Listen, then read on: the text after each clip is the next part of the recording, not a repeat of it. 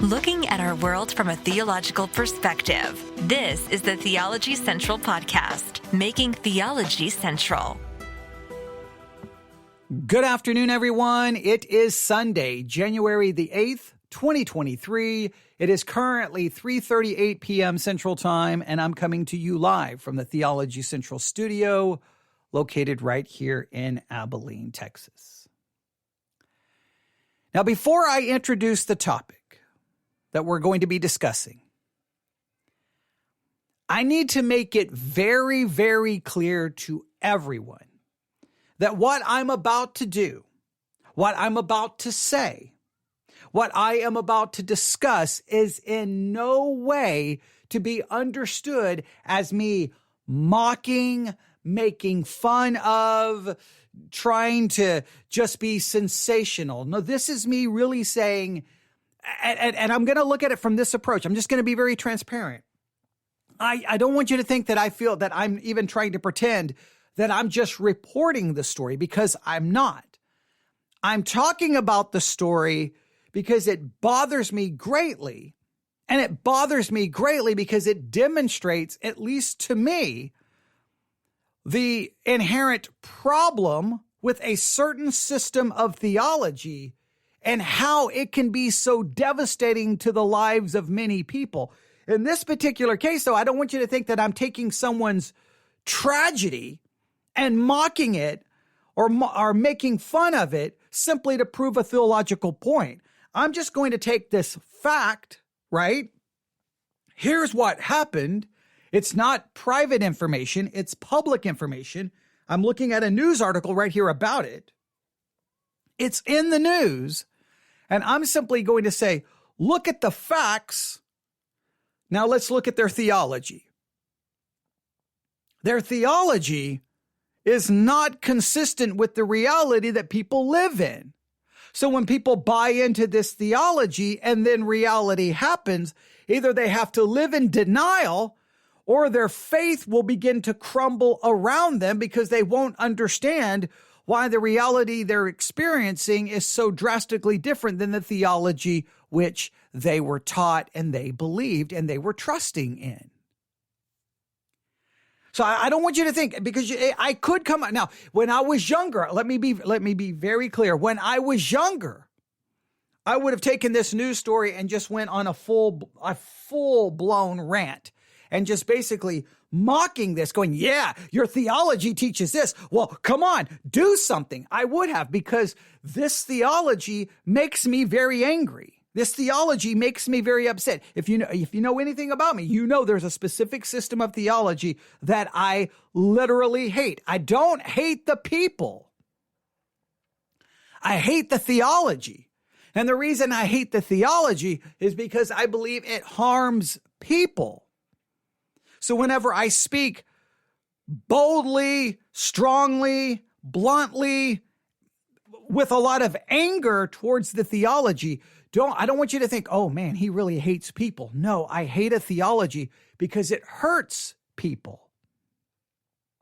All right. So, I just want to make sure there's no misunderstanding, because I know by the time I'm done, someone's going to be offended, someone's going to get their feelings hurt, or someone's going to perceive something about me that's not accurate. But I believe we have to talk about it. And trust me, it was not my first choice. I was downstairs about 15, 20 minutes ago. I got a notification on my iPad of a new podcast episode that dropped, and it had something to do with discernment. And I was like, okay, I know what I'll do. I'll walk upstairs. We'll grab the audio. We will review it because, well, we're getting ready to begin a 6-7 week study on discernment. What a great way to start. We'll just grab a random podcast episode about discernment and we'll listen to it. But from the point I got that notification, walking out of my study, down the hallway, through the living room, into the kitchen, to the door that leads up to the studio, basically from that short walk, I received another notification of a news article posted about a Minnesota pastor. And as soon as I saw the news article, by the time, and I got the notification about the news article before I opened the door to the studio. By the time I walked up the steps looking at the headline of the news story, I mean, basically from the moment I kind of walked up here into the studio area, I already was convinced I've got no choice. Well, I want to talk about discernment. There's other things I want to talk about. I have to talk about this. So I am not making fun. I am not mocking. I am bothered by it. Here's the story. This was published today at the Christian Post, Sunday, January the 8th, 2023. Minnesota pastor left paralyzed after slipping on ice outside church. So we have a pastor. He's at his church, outside his church. He slips on ice. He's paralyzed. Now that's horrible. That's tragic. Whether it's a pastor, whether it's anyone, I don't care where they slip on ice. Someone slips on ice and they're paralyzed. That is horrible, horrible, horrible news. Now I'm just going to be honest with you. I'm not going to try to pretend that I'm some godly saint, because I'm not. As soon as I saw the story, I was like, oh, well, that's horrible. And then my very next thought was, I wonder what his theology is. Not because I think bad theology should lead you to slip on ice and be paralyzed, but I immediately considered, I wonder what his theology is when it comes to divine healing.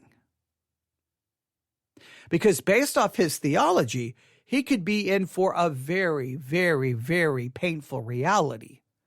And he could maintain and either he's going to have to live in denial, or he's going to have to come face to face with maybe his theology isn't correct. So I started thinking of those ramifications. But let's look at the story. Again, headline: Minnesota pastor left paralyzed after slipping on ice outside church. Underneath the headline, there's a picture of him in the hospital bed. He's got a neck brace on, and he's paralyzed. It says, after slipping on ice in front of his church in Minnesota, which left him partially paralyzed, 64-year-old pastor David Kent recounted his devastating experience while showing faith in God as a healer. Now, as soon as I saw that he's still seeing God as a healer, I immediately was like, oh boy, I bet you he's a part of the charismatic tradition. I guarantee you he's a part of the charismatic, and he's still going to hold out hope.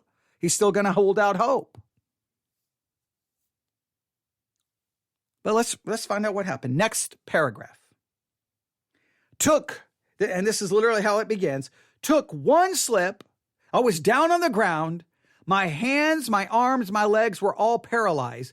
Kent of Christian Life Center in Golden Valley told KSPT, recalling the December 16th incident, I couldn't move my hands.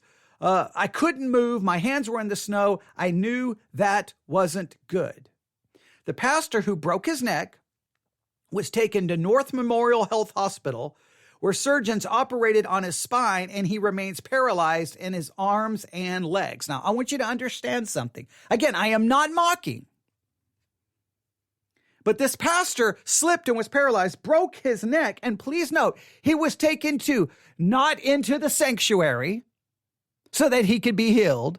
He was taken to a hospital where human beings, a very high probability, either atheist, agnostic, not even Christian, were surgeons who operated on his spine. Now he believes he's already referred to God as a healer. God is a healer. But when he was hurt and it was an emergency, went to the hospital for people to try to provide a solution. Just keep that in mind. They said we need to do surgery quickly because he's broken his C4 and C5, the pastor's wife, Susan, told KSPT. They said spinal cord injuries have to have surgery within 24 hours, and if they didn't do it fast, the area below the C5 could be damaged as well. So they listen to the medical advice. They listen to it. They're like, okay, we've got to listen to this. We've got to do something.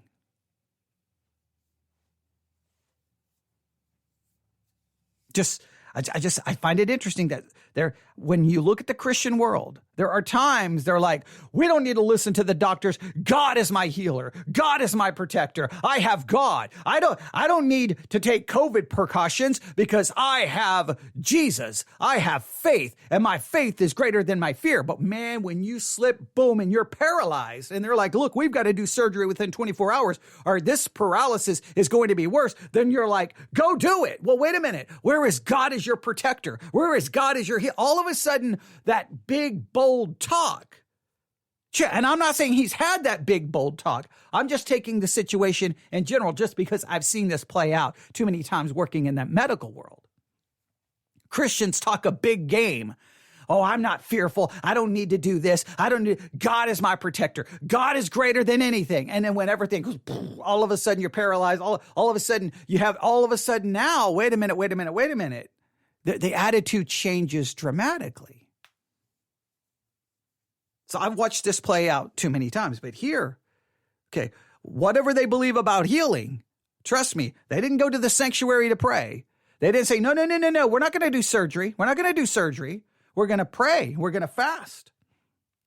We'll call the church in. We'll call in the elders, and we'll anoint with oil. We don't need the surgery. No. That doesn't appear to be the way things worked.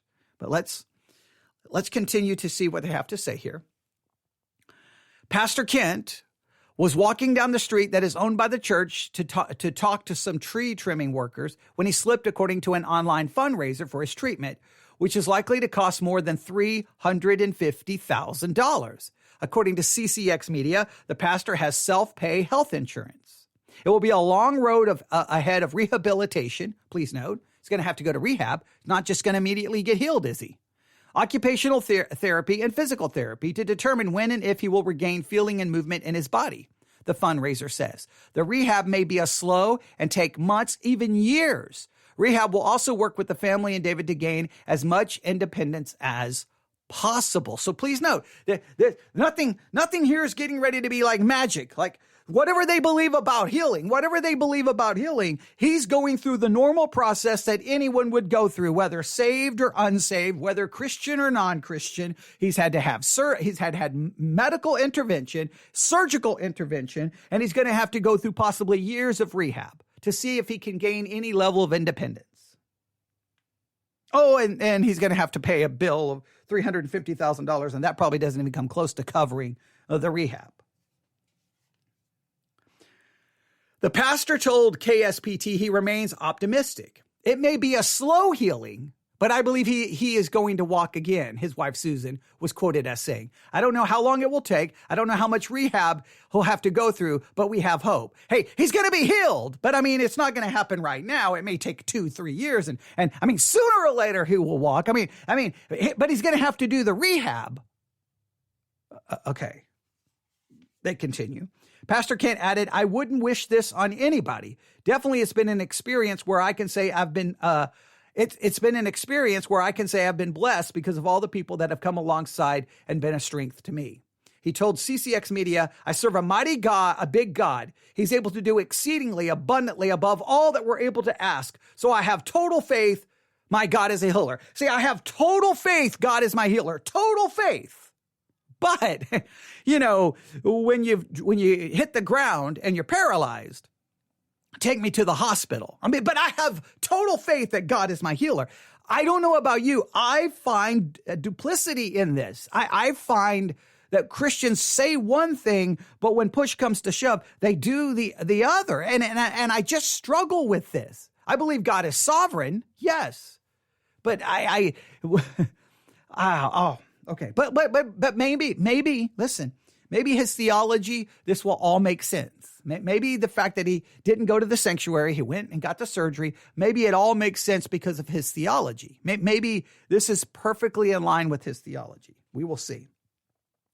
The required 90-day inpatient rehab will cost about $3,900 a day. After David completes hospital inpatient rehab, he will need outpatient therapy, which will bring much additional medical equipment expenses. So he's going to need lots of money. Right? Now, if he could have just been divinely healed, could avoid all of this. But obviously, that's not going to happen. The pastor's family says they typically would never ask for money from friends, family, and the community. However, David has given so much of himself that we're now asking the community to give back. We do not have the resources required, but we know that anything is possible when we all band together. Please note, not all things are possible with God. Now, all of a sudden, all things are possible if the community will band together to help us with our medical expenses. See, it's one thing to say, God will provide. It's one thing to talk a big game, but when everything, it's just amazing how everything can change in a situation like this. So I saw what I feel to be the duplicity, and not so much in this situation, just in the Christian world, how we say one thing, but we do another, right? And we all have duplicity in our lives to some level as Christians. We just do. But I had to look. I couldn't stop myself. I had to look up that church. Of Christian Life Center in Golden Valley. I had to look up Christian Life Center in Golden Valley. And so I looked it up, Christian Life Center in Golden Valley. And I'm like, I wonder what kind of church this is. I wonder what kind of church. So if I go to home, all right, I immediately see an article about Pastor David Kent. So there he is. All right. So I know a little bit immediately about that this is the right church. Okay. There's no question about it. So I found the right church. All right. Now, if I go to About Us, all right, if I go to About Us, here's what we find out, what we believe. All right. I see this. We believe in the one ever-living eternal God, infinite in power, holy in nature, attributes and purpose, and possessing absolute indivisible deity. Within Jesus dwells the fullness of the Godhead. We do not believe, teach, imply, or suggest a Trinity. Triune, three in one, separate but equal, etc. Godhead. We further understand that He, Jesus, is the Father in creation, the Son in redemption, and the Holy Ghost in regeneration. And immediately I was like, oh, we're one as Pentecostal. This is the Pentecostal church. Right there in the world of the charismatic theology, just a certain branch. And we could go back to the 1900s, 1901, 1903, where the person is at like a church camp and begins to say, the name of the Father is Jesus, the name of the Son is Jesus, the name of the Holy Spirit is Jesus, and basically the birth of the Oneness Pentecostal movement, which is right there within the charismatic world. So we know we're in the charismatic world, and we know we're in the world of Oneness Pentecostal. Now, please note, we are in the charismatic world. Here's a pastor who's paralyzed. Here's a pastor who needed medical intervention, surgical intervention. Here's a pastor who's now going to possibly need years of rehab just to gain some semblance of independence. But yet it's right here in the charismatic world. They have an entire paragraph in their doctrinal statement on divine healing. The first covenant that the Lord, Jehovah, okay, remember how do we say it? Okay, we can have that whole discussion, all right? Made with the children of Israel after they were brought out of Egypt was a covenant of healing. The Lord said, if thou wilt diligently hearken to the voice of the Lord, Jehovah Rapha, I'm sorry, let me read this again, but I want to make sure I'm reading it correctly. The first covenant that the Lord Jehovah made with the children of Israel after they were brought out of Egypt was a covenant of healing. The Lord said, and I quote, if thou wilt diligently hearken to the voice of the Lord, Jehovah Rapha, the Lord that healeth, thy God, and will do that which is right in his sight, and will give ear to his commandments, and keep all his statutes, I will put none of these diseases upon thee, which I brought upon the Egyptians, for I am the Lord that healeth thee. So they're like, hey, one of the first covenants that God made with Israel was divine healing. Now, if you look at that verse, it seems to say that the only reason you would get these bad things happening to you is because, well, you're not living right. But that could create a whole other theological problem. But let's continue. Our Lord Jesus Christ went about Galilee, preaching the gospel of the kingdom and healing all manner of sicknesses and diseases among the people. Matthew 4:23-24. Jesus said of the believers, they shall lay hands on the sick and they shall recover. Later, James wrote in his epistle to all the churches, is any sick among you? Let him call for the elders of the church. Let them pray over him, anointing him with the oil in the name of the Lord. And the prayer of the faith shall save the sick, and the Lord shall raise him up. And if he have committed sins, they shall be forgiven him. Confess your faults one to another and pray one for another that you may be healed. The effectual fervent prayer of a righteous man availeth much. Now, they don't explain anything about exactly how it works, but clearly they put forth that divine healing is still operational today. That's obviously the perspective which they are operating from. Now, you can put divine healing and all of your doctrinal statements. You can put it in your confession of faith, and you can tell everyone that God will heal you. And over and over and over again, that divine healing is not coming and it's not showing up. And you can say, oh, no. And I know I'm going to get 50 emails. I know of a situation in, 5 million miles removed from civilization. There was no phone. There are no medical records, but divine healing occurred. And I would say, okay, well, then I would like you to go to the VA hospital and where there are disabled vets with no arms and no legs. I want you to show me healing. I want the arm and legs to come back. Oh, guess what? It doesn't. When they're blind, when they're blind, no, over and over and over again, nothing happens. But there's always some supposed story somewhere that something happened. But there's never a way to verify. Isn't it weird that you can never verify? And whenever they claim that you can verify it, a little bit of investigation, and you find out, well, guess what? The healing didn't go down exactly the way they said. The divine healing, it's weird that the cancer went into remission after, I don't know, a year of chemotherapy. But see, divine healing occurred. It had nothing to do with the chemotherapy. None. Now, here's a situation with someone, that's their doctrinal statement. And where is he currently? Paralyzed. Where is he currently? Paralyzed. What is his hope? That maybe after months to years of rehabilitation, he will gain some form of independence. That's the hope. The hope now is not that he will be returned whole, that he will experience some level of healing. And then we're going to say, well, see, God, that's divine healing. Or is that's the same medical, you're improving medically the same way someone who doesn't even believe in divine healing would improve. So we have a church clearly within the charismatic stream, within that world. Now, because they completely deny the doctrine of the Trinity, I put them outside of Orthodox biblical Christianity.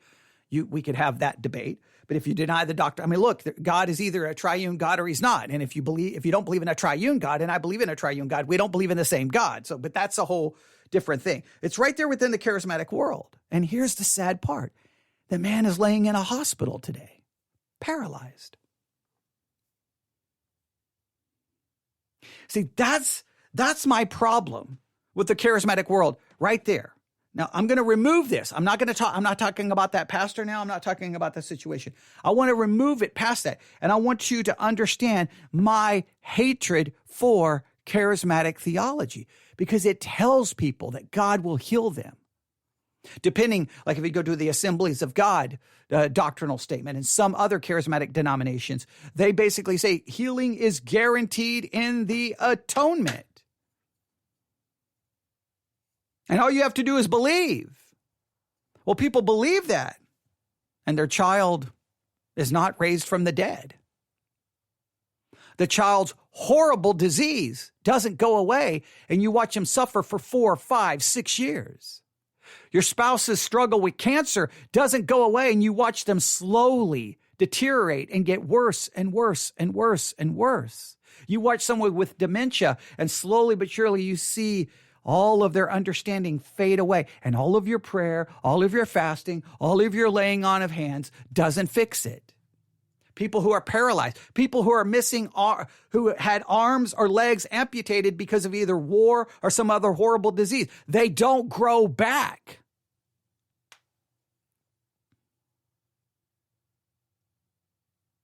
But you're told over and over, healing is guaranteed. Healing is guaranteed. Healing is for today. And then it doesn't happen. Now, either one, you have to, I don't know what you do. You live in some kind of weird denial, or at some point it just utterly leads to discouragement, depression, and deconstruction. And I've watched this happen to too many people. Well, wait, you told me that divine healing was guaranteed. What happened? And well, then either it's your son, and I've literally seen this happen. Well, you didn't have enough faith, which is satanic and evil to do to someone. Or all the charismatics just basically kind of distance themselves from the person, right? They're kind of like, well, I mean, man, that person makes us uncomfortable because they didn't get the healing, there's almost a break in any kind of closeness because it doesn't work. Now, I've seen, again, I've told the story of a pastor in Nebraska, skiing accident, crashes into some trees, horribly paralyzed, bad shape. The church prays for healing. He prays for his healing. He doesn't get healed. The church fires him because he doesn't have enough faith.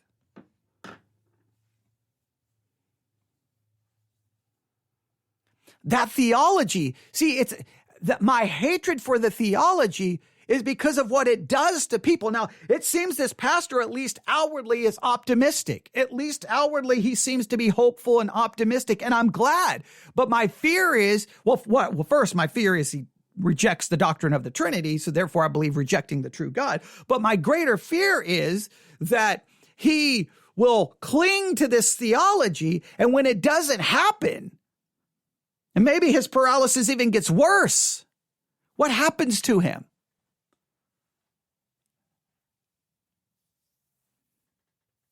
What happens? I've grown beyond tired of watching it. I've told the story before. I mean, I worked literally in the same, like my desk is here. Then there was a door, and right on the other side of the door was the woman I worked with. And she's diagnosed with terminal cancer. She's got basically 6 months. She's going to die. Everyone in the office is utterly devastated by the fact. She's devastated. I mean, and what do you say other than just be there? And then all of a sudden, here comes these two men. Oh man, as soon as they walked into the office, I had to take deep breaths. I almost wanted to start. I knew what they were coming to do because these two men who worked there claimed to be apostles, charismatics, claimed to be apostles. And they walked in and they tell her, and I'm sitting right there. I can hear the entire conversation. God told us that you have been healed. And by our apostolic authority, we declare to you that you have been healed in the name of Jesus. Sister, rejoice. Your cancer is gone. She starts crying, and it's this all, and everybody's hugging each other. And then when they leave, she looks at me. She's got tears. I can't wait to tell my kids that I've been healed. And I'm just sitting there going, you haven't. Like in my mind, I'm just saying, you haven't. You haven't been healed. You have cancer. She goes home. She tells her family. It's rejoicing. Everyone's happy. And forget 6 months. She didn't make it 3 months. She was dead.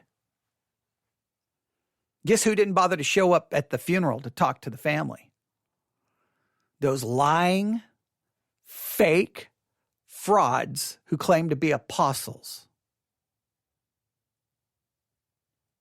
They didn't even have enough guts or courage to look in the eyes of those children and say, I'm sorry, we were wrong. No. They hid like cowards. Oh, trust me, I found them and I had my words for them. And I'm not going to say that I was godly. I'm not going to say that I was holy, but I was furious because they lied.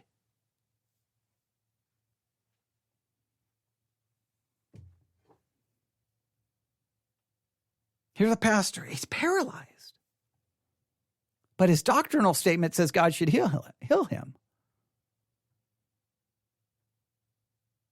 Now, I don't know how he understands the Exodus passage, but if he's not careful, he's going to start laying there thinking the reason he's not been healed is because he's sinned, or he didn't follow God's law, or he wasn't close enough to God and he's being punished, which would be even more evil. They don't explain how they interpret those passages, but by the fact that he included that Exodus passage in that doctrinal statement is somewhat troubling.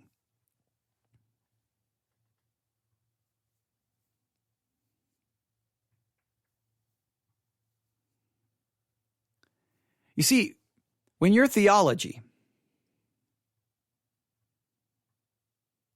destroys lives, devastates families, at some point, and when your theology denies reality, at some point you've got to see the failure of it. I mean, I used to lose my mind when I would come, the years that I spent in charge of the appointment line. I was in charge of the appointment line.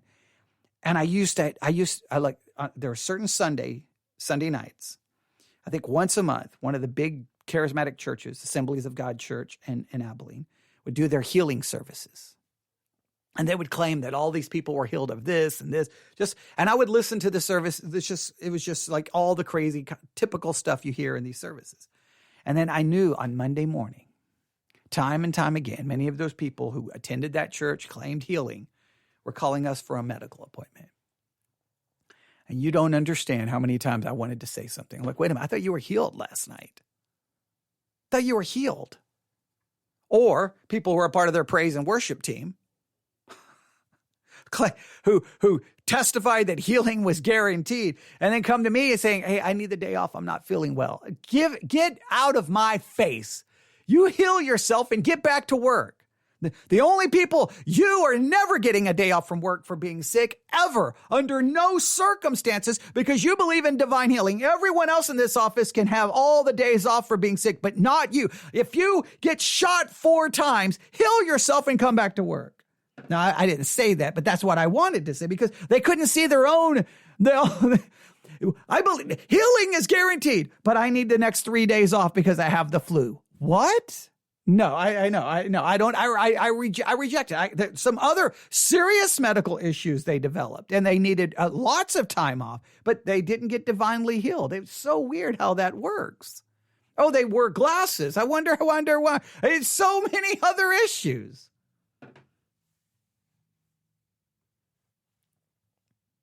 It's just weird isn't it weird how that works? Man, sitting in church on a Sunday. You can make all kinds of theological claims that you want. Very different on a Monday when you slip on ice and you're paralyzed.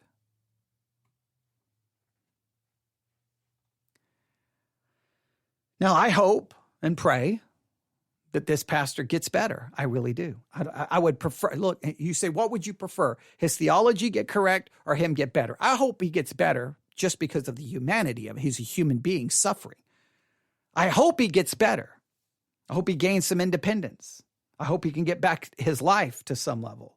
Hope he can get back. I do hope his theology changes to, even if he doesn't change his view on divine healing, I do hope he becomes, understand that there is one God who coexists in 3 distinct persons who are co-equal and co-eternal, the Father, Son, and the Holy Spirit. I do hope he moves to a Trinitarian understanding of God, because I believe the oneness Pentecostal view of God is a fraudulent God. But I would prefer him to get better. Even if you say, well, if he gets better, it may actually strengthen his view on divine healing. I don't care. I want him to get better. But man, this doctrine is so devastating to me. We watched it play out at Bethel in California when the little girl, Olive, died. And then instead of having her buried, they had supposed resurrection services. Well, she didn't raise from the dead, did she? Bethel, that lawsuit that happened because they were out they were hiking or somewhere and someone fell. And instead of immediately calling for an ambulance, they tried their healing team. I think that person ended up paralyzed and that there was a lawsuit. I don't remember all the details to that.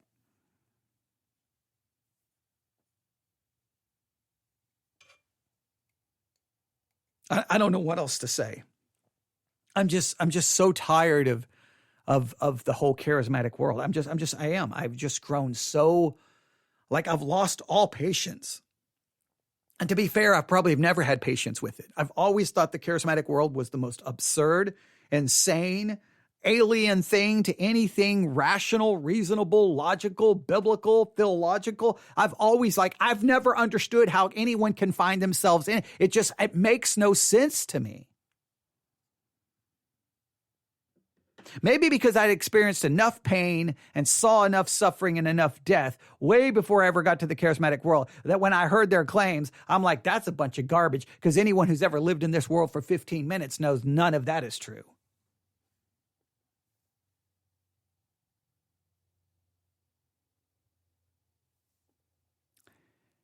Today, this evening, a pastor lays in a hospital bed, paralyzed. While his church still maintains a doctrinal statement that seems to imply divine healing is for here and now. And clearly, he has not been divinely healed. Clearly, he's still paralyzed. Clearly, he will have to go through rehab. Clearly, a years, possibly, of rehabilitation to get some sense of independence is the best they're hoping for. Not the kind of healing where Jesus heals you and you are healed. He's just looking for steady, slow improvement due to the medical intervention, which is what everyone hopes for. The story may not bother you, but it greatly bothers me.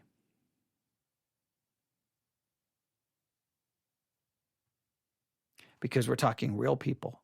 I do not hate this individual. I am not mocking in any way this individual. I feel sorry for this individual.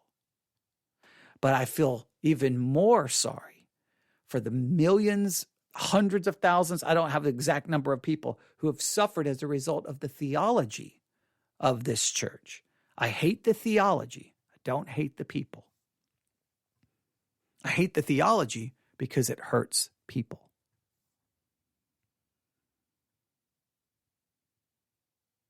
Charismatic theology, I believe, is a cancer